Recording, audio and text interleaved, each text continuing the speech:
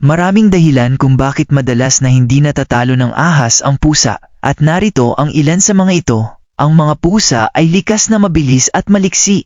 Kaya nilang umiwas at gumalaw ng mabilis na nagpapahirap sa ahas na sila'y atakihin. Ang mga pusa ay may matatalas na kuko at ngipin na maaaring gamitin sa pagdepensa sa sarili. Kaya nilang saktan o patayin ang ahas kung kinakailangan. Ang makapal na balahibo ng pusa ay nagbibigay proteksyon laban sa kagat ng ahas. Ang mga pusa ay may likas na lakas ng loob at kung minsan ay agresibo, lalo na kung sila ay nanganganib. Hindi sila basta-basta nagpapatalo at handang lumaban. Ang mga pusa ay may likas na kakayahan sa pakikipaglaban. Alam nila kung paano umatake at dumepensa at kung paano gamitin ang kanilang mga kuko at ngipin ng epektibo. Ang mga pusa ay laging alerto sa kanilang paligid.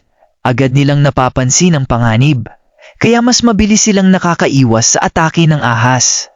Bagamat may mga pagkakataon na nananalo ang ahas, lalo na kung ang pusa ay maliit, mahina o hindi alerto, sa pangkalahatan, mas malamang na manalo ang pusa dahil sa kanilang mga likas na katangian at kakayahan.